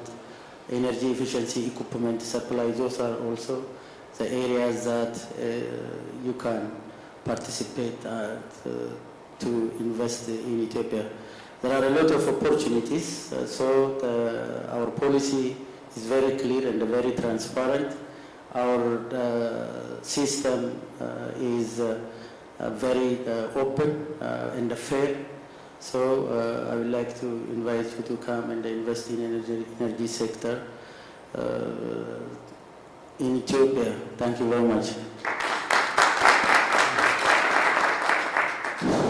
Thank you, His Excellency Mr. Alemayo, about energy policy, strategy, diversity, potential, and the public-private partnership modality. So he helped me how it is difficult to order ministers saying time up. So now I'll go to Mr. Tolosa.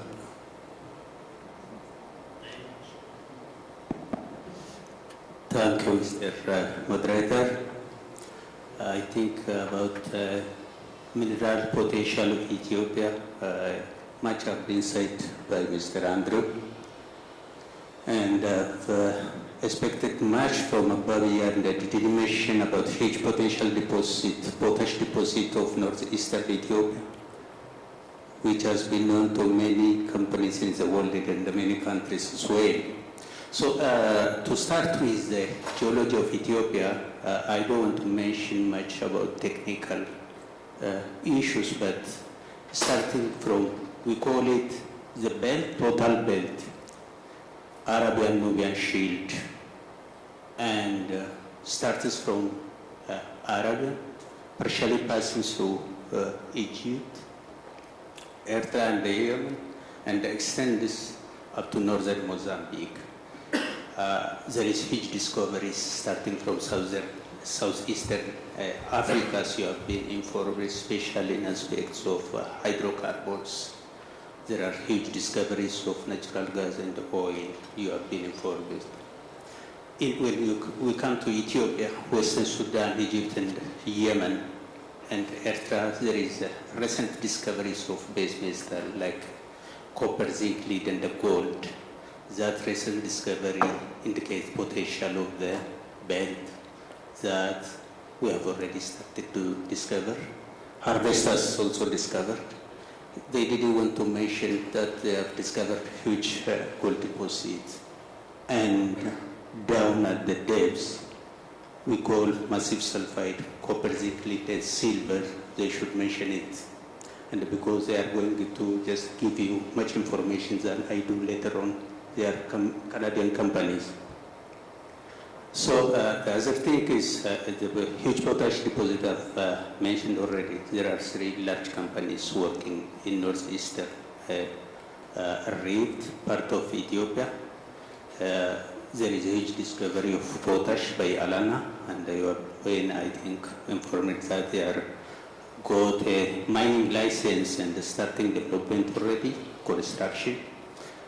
Requesting the government to deliver as much as possible all any necessary infrastructure that they need for the extracting of the commodity.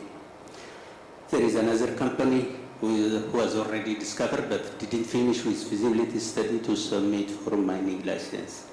That is Sierra. I think it's a Sweden or Norwegian company known for fertilizer production in the world. The third one is J&W's Britain company, has also large discovery. Canadian? Is that so? Okay, thank you. Welcome. Then you are many Ethiopia. You are many in Ethiopia, so that okay, you assist us in promoting because you. So there is huge discoveries of potash. If not second, it will be third in the world. That is what we are expecting. So there is a huge belt of nickel, cobalt, and chromium. The belt, we call it technically mafic, ultramafic, like Sudbury, which is associated with gold. And there are companies coming for that. That belt extends starting from northern Ethiopia through western and southern Ethiopia, through Gambela as well, southwestern part of Ethiopia. that might host huge reserve of chromium, cobalt, nickel, and platinum. We do have some small mining, but because of fine grainness and wastage during the mining, we have much of it closed and looking for good technology to promote against restart the mining. We are mining Tantala by government enterprise. At medium scale, we can say we have to enhance it to large scale and add a value in the country so that we can be benefited as much as we expect from that resources. There are iron deposits that has been already discovered. There are potential indications that being undertaking exploration by some companies. There are silver deposits. There are recent gold deposits that has been discovered in northern and western Ethiopia. Some have got a license, some are going for license and completing their feasibility study. So all this has been done in the last 15 years, that indicating that it's unexplored and untapped huge resource. There is a geological potential that that need much recent technique of exploration, like some other African countries. So we are doing on that. So huge potential of mineral resources in Ethiopia, which is untapped and explored, awaiting Canadian company who do have generation of experience in doing in the world, practicing their techniques and technology in the world. They are the first one, they know each other, and the second one is Australia. So it's very important. We are very happy to have you in Ethiopia, and because your experience, technology, and reputation, we just transfer the skill and the technology as well, and our rules and regulation, our regulatory framework, and everything is facilitated so that we can attract FDI, especially for mineral sector from Canada, because of your huge, tremendous experience on the sector.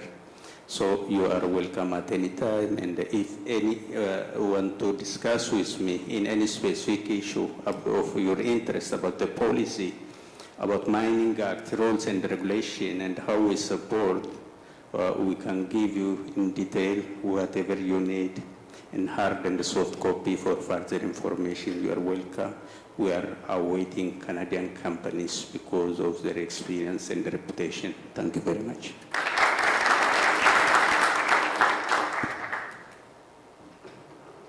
Thank you, Minister Tolosa, for giving us this huge Ethiopia mining potential. The list even go beyond our university chemistry book elements, so it's very exciting.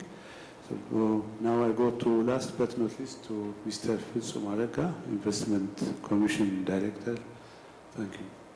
Thank you, Moderator. As a last speaker, you can imagine, there's nothing left for me to say.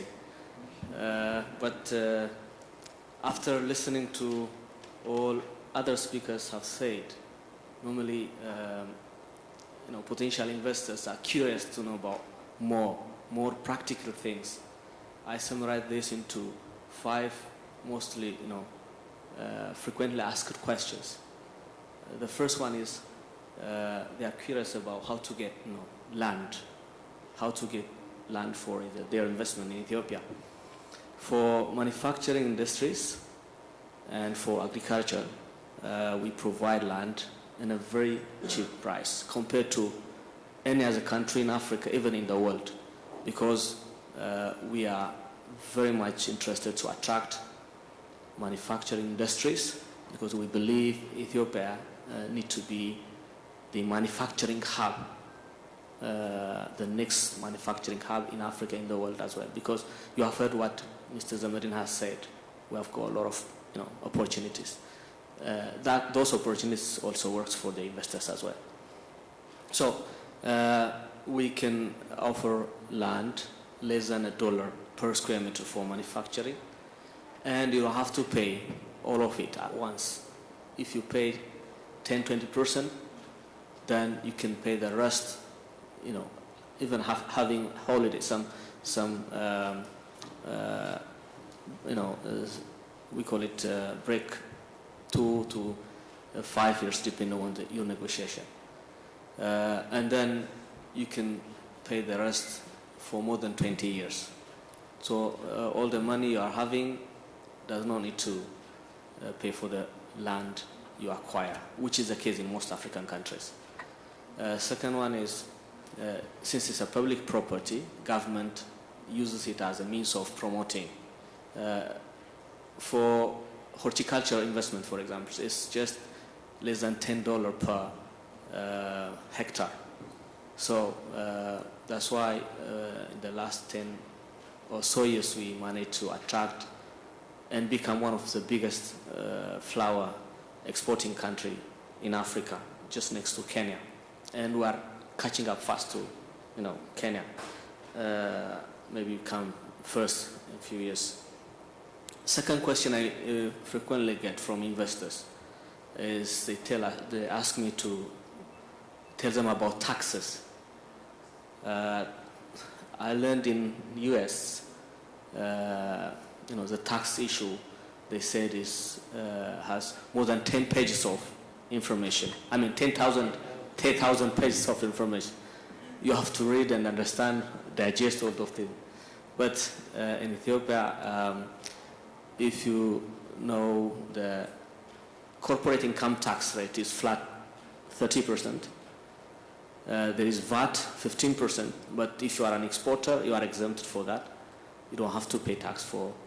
There is no any export taxes for exporters because we encourage export business in Ethiopia.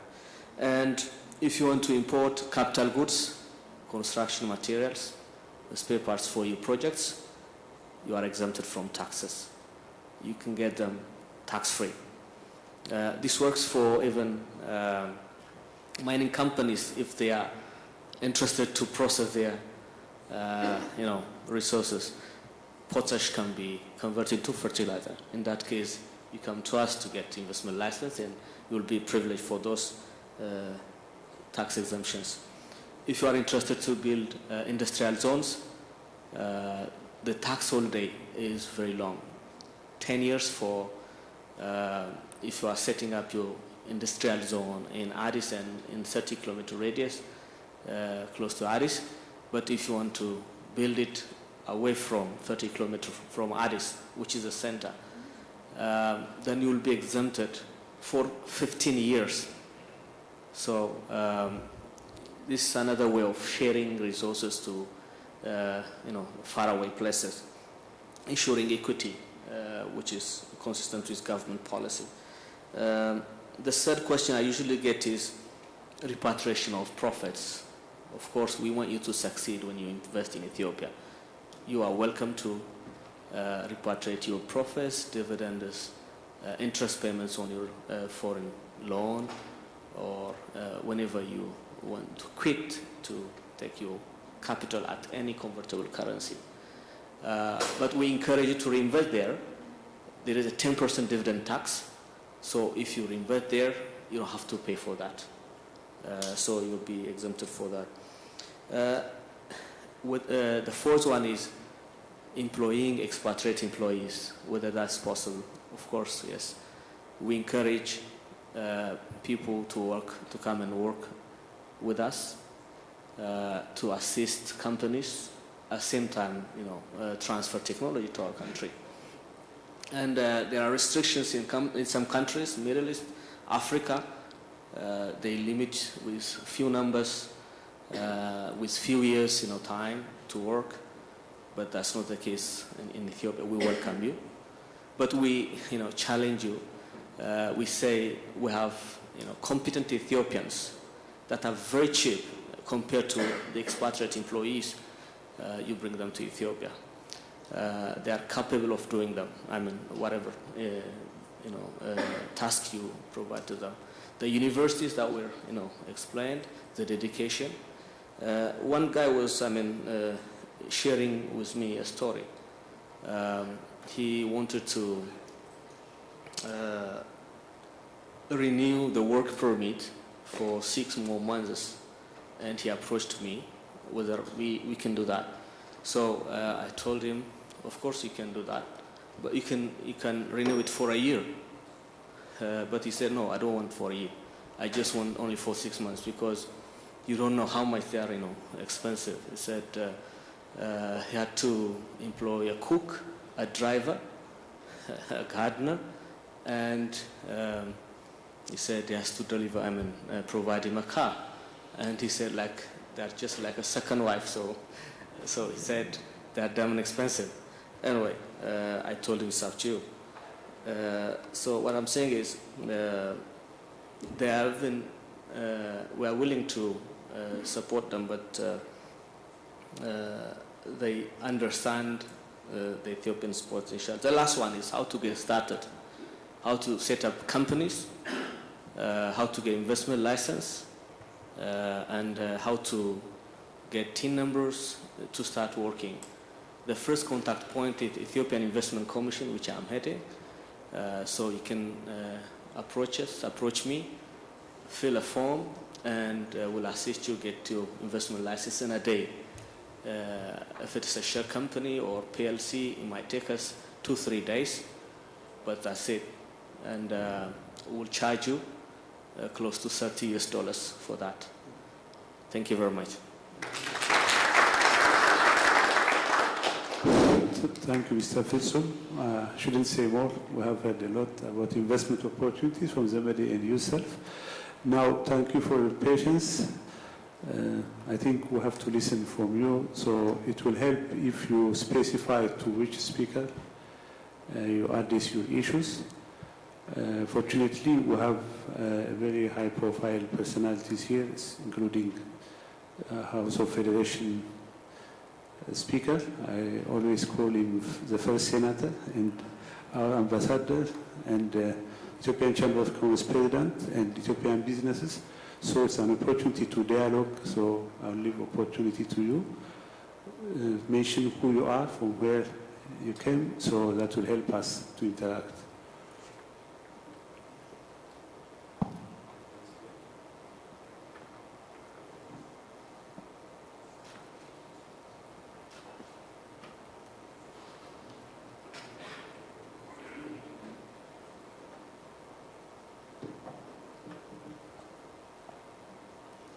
My name is...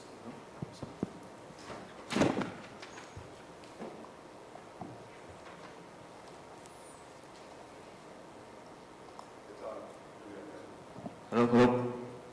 Okay, thank you, and I think Zemed's presentation was excellent, and you encourage all of us, especially the Ethiopian diaspora, to go back home, because some of us have lived there for a long time. We feel we're Canadians and we're Ethiopians, so thank you. And my question is to anyone who wants to answer. And Ababiya, I know the whole family and I'm proud of you. But my question is, we hear so many officials encouraging Ethiopians from the diaspora and Canadians to go back to Ethiopia and invest.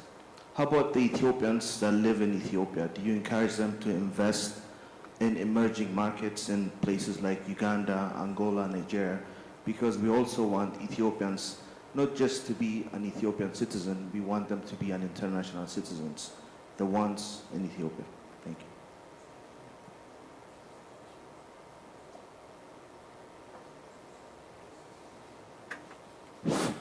Is there anyone? Okay, Sir.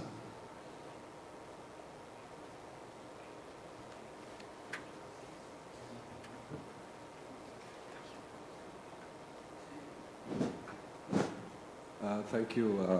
My name is Fusa Asras.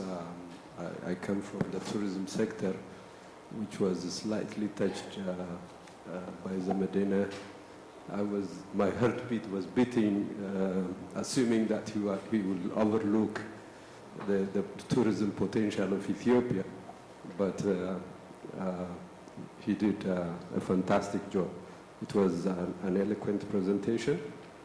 But I think the list should continue, in my opinion, because very soon it will be the top 20 reasons why one should invest in Ethiopia. And one thing I would like to add to be the 11th is the safety, security, and stability of Ethiopia, which is the main criteria for investment. Having said that, when I come to the tourism sector,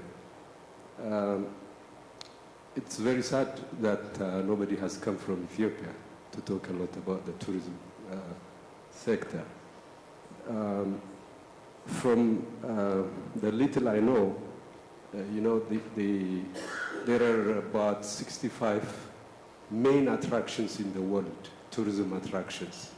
Ethiopia probably has about 64 of those attractions. And we don't have to talk a lot about, and we don't have to invest a lot. The infrastructure is there. The only thing we need is, investors to come to Ethiopia to invest in the tourism sector. And believe me, the return on investment would definitely be shorter than other sectors. I'm not saying the other sectors are not important, but we have not promoted Ethiopia in that respect. And it's only to add to those who are interested in the tourism sector to come and invest in Ethiopia. Thank you very much.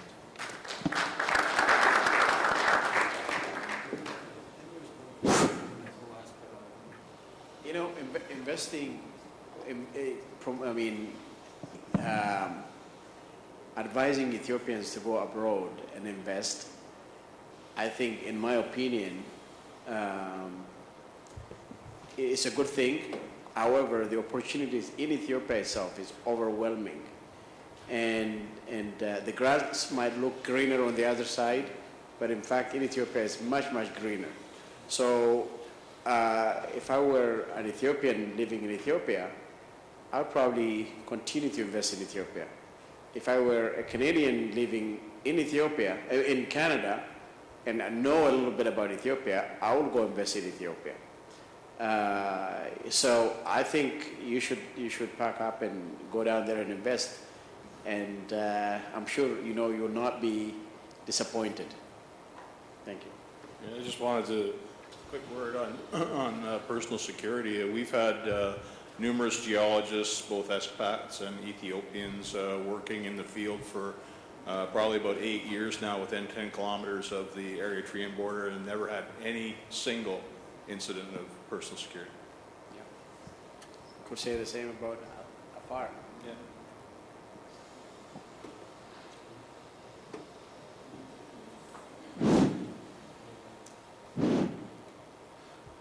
Is there anyone? So time is up, and I think we should give hands to the speakers.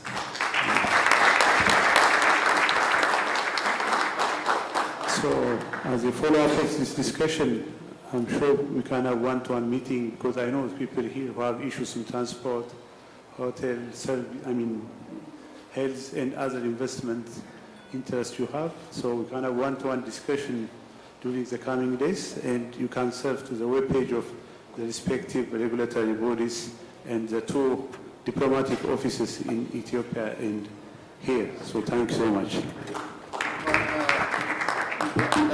Thank you very much. Thank you. We are not yet done. Just bear with me for a couple of minutes. We have here the Mr. Solomon Afwerk, President of the Ethiopian Chamber of Commerce and Sectoral Association, and he's going to make the closing remarks. Mr. Solomon, please.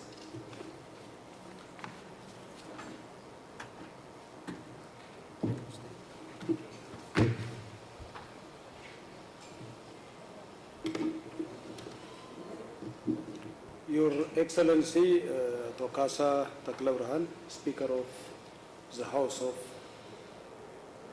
representative of the Federal Democratic of Ethiopia, Your Excellency Ms. Birtukan Ayano, Ethiopian Ambassador to Canada, Your Excellency Mr. David Asher, Canadian Ambassador to Ethiopia, Excellencies, distinguished member of Canadian business community, dear members of the Ethiopian business delegation, ladies and gentlemen. Hours after the opening of the Ethiopia-Canada Business and Investment Forum, over which I had the honor and pleasure of participating, we are about to close the opening session, which I hope has fully lived up to the expectation of us all. I would be quite tempting for me just to say ditto to the previous presentation and commitment, but I would like to extend my personal touch, thanks and comment about the forum. Certainly, the forum had been successful in bringing out issues and in highlighting the pertinent aspect of the trade and investment relation between Ethiopia and Canada. We saw in this occasion an unparalleled opportunity to strengthen our trade and investment relation. We now have the feeling that our expectations were not to be in vain. Indeed, we have had the opportunity to share experience, to listen to committed voice, to feel that the expectation and the challenge that concern us are basically the same, to be moved by the necessity of strengthening our relation to a higher level. But above all, we have had the opportunity to observe a clear desire among the business community of the two countries to work together. One thing I want to underline is that Ethiopia is changing and changing for better. The participation of our Canadian colleagues in this change is of paramount importance for mutual benefit. Excellencies, ladies and gentlemen, it is necessary for all of us to work together to put into practice the words of commitment that we have just conceived, for there are glaring gaps that we need to fill in the trade and investment relation of the two countries. As it has been mentioned earlier, and that I am pleased to remind you again, Ethiopia and Canada established formal diplomatic relations in 1965, and they have managed to maintain a strong relationship. To this end, Canada is Ethiopia's third largest donor, and Ethiopia is the second largest aid receiver of Canada. Though this speaks volume about their cordial relation, it has to be changed to a more comprehensive win-win approach based on trade and investment, for their relation in this area is lagging behind. For instance, the total trade volume between the two countries was only 39.2 million USD in 2013, with 21.3 million USD in Canadian exports to Ethiopia and 17.8 million USD of imports from Ethiopia into Canada, which is quite small compared to the existing potential and trade turnover that Ethiopia has with other major trading partners. I am glad this forum was able to address many of the issues, and of course the effort will not stop here. And the more we organize such discussion and fora, the better we will be prepared to cooperate in the future so as to further reviving the trade and investment ties of the two countries, the two nations. In closing this opening session, which is a preamble to the business network, I would first like to thank our panel of eminent speakers, presenters, and those who have made important comments for their valuable insight on the overall trade and investment opportunity of Ethiopia, which is indeed a parallel to the business-to-business discussion to be followed. Finally, I would like to thank you all for your presence here. Last but not least, would also like to extend my heartfelt gratitude to the organizers of the forum, with which I would not have been possible to be a success that we will recognize. I thank you.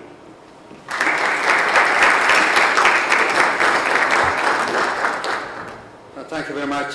Thank you, Your Excellency. And well, that brings to the end of our business forum. And before that, I just want to say two things. I believe one organization deserves, rightly so, recognition for their contribution in organizing this forum. WAFA Marketing and Promotion, I believe they have done such a phenomenal work as they have done in quite a number of road shows we have observed in the past. And I would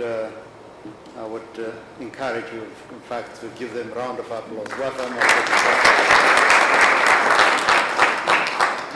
We say that you have to keep on doing the good work. Secondly,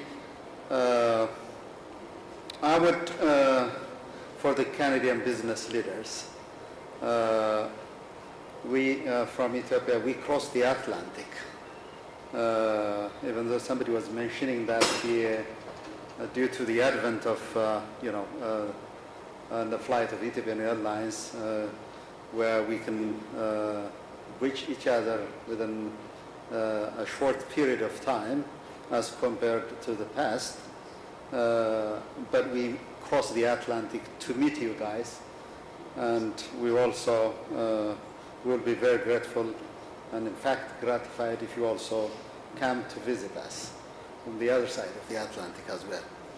And the other thing is that I would encourage the Ethiopian businesses who are here. This is the Ethiopian session. We're going to have 2 consecutive days of business forum and deliberation in the other hall and probably in the B2B arrangements. I encourage you to actively engage and participate and look for your business partners so that you can benefit out of your engagement with Canadian business and possibly as well as African business as well. And I sincerely appreciate your patience, and that brings to the end of the summit. Thank you very much. All the best.